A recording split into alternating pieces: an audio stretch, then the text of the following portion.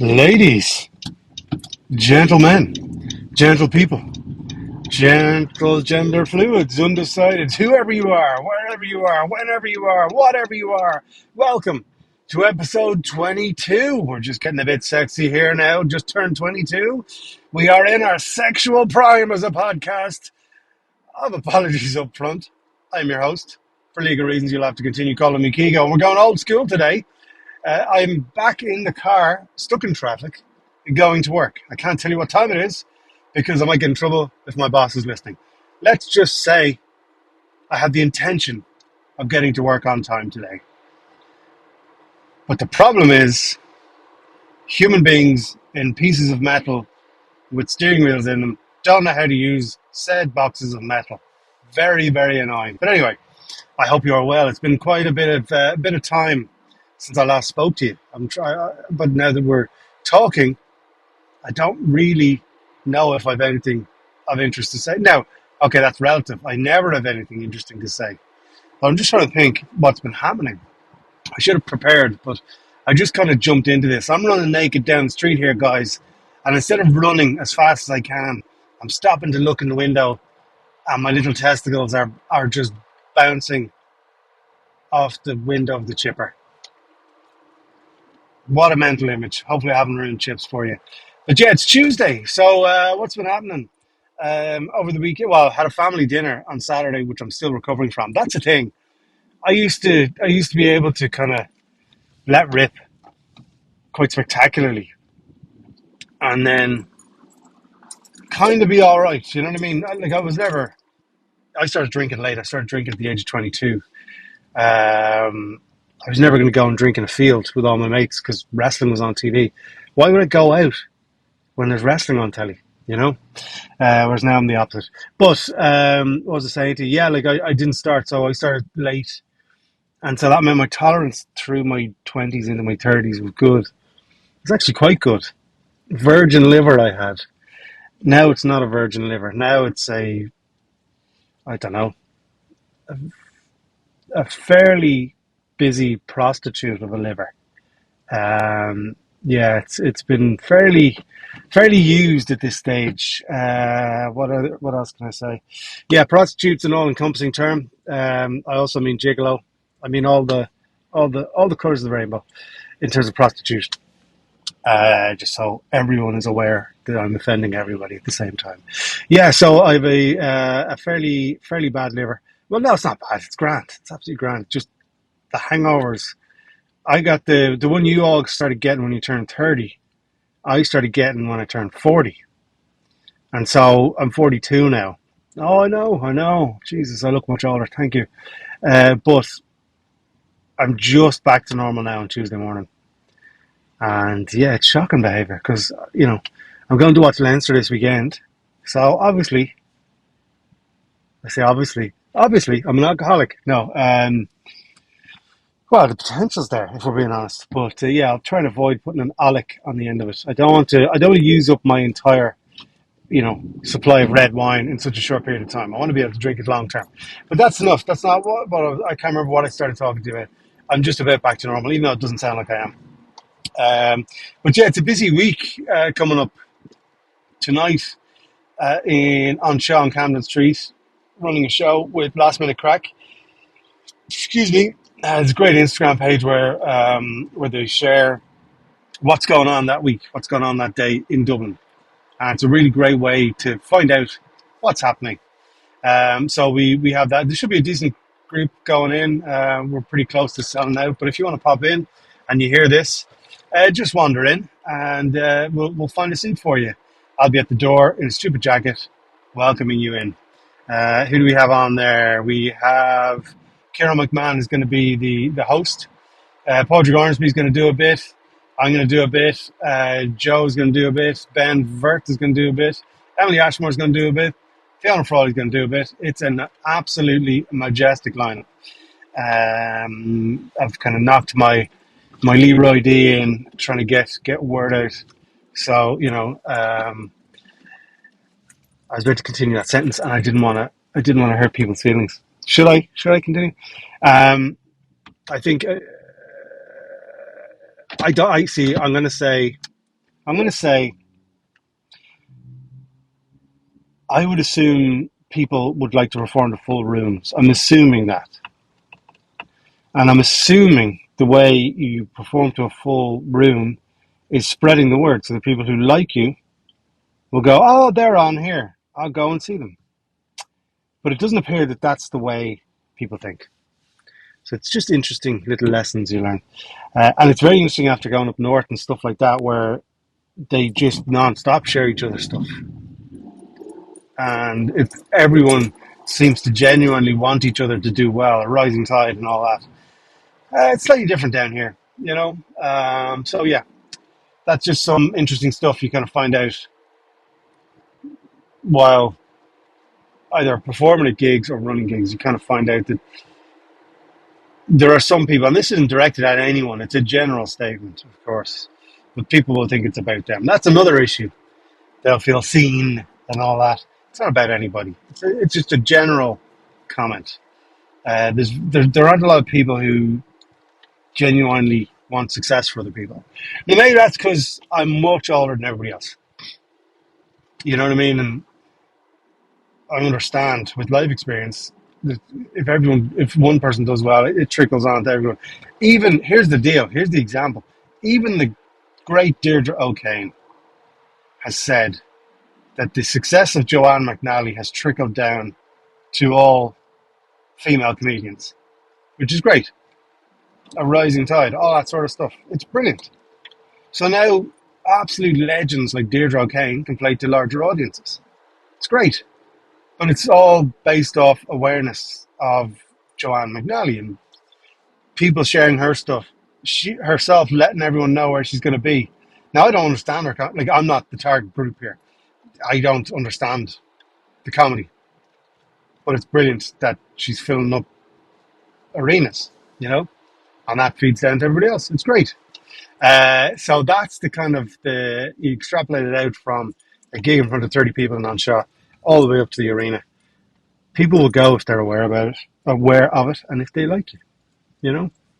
But there you go. That's just a little bit of a rant.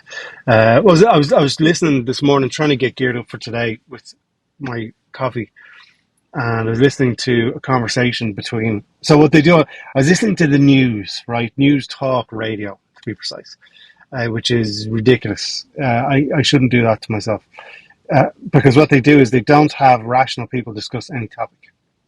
They go to one extreme and then they go to the other extreme and then they put them on the radio and then they wind stupid people like me up and then I speak to you about it and then you turn around and go, Keegolaughs, stupid. And then you realise, Jesus, we always knew he was. But so this morning they were talking about a very divisive topic like gender, okay? And I'm going to make a point not to say what my thoughts are, bar one thought, and we'll see if I get in trouble for it. But they're talking about teaching it in schools, and there was someone from the Catholic Church or whatever, and then there was a humanist. I think she was a human. I can't remember. It doesn't matter. But the polar opposite views, and they start talking, and they kind of were going back and forth on the pros and cons of teaching about gender, and you know, obviously, the more knowledge you have of a human about other humans, the better the world's going to be. I think we agree on that. But it's this is the bit I'm gonna say out loud and see if I get in trouble for it. It's interesting because gender is becoming not crazy. Gender is becoming a brand new thing. So growing up, you're taught in school, boys and girls. Boys have willies, girls have vaginas, and we roll merrily forward as a species. Now, I'm sure there's always been times where someone's born in a man's body and it just doesn't fit. It's not what they are, and vice versa. Absolutely. And Jeannie Mac, every single support possible should go into helping these people.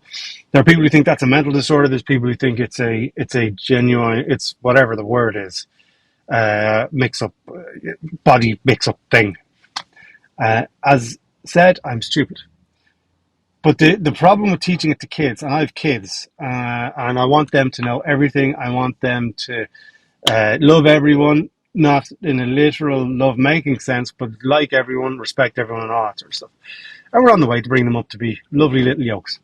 But what, teaching them something that can't be defined. So, okay, if gender's not the issue, let's say the Big Bang, right?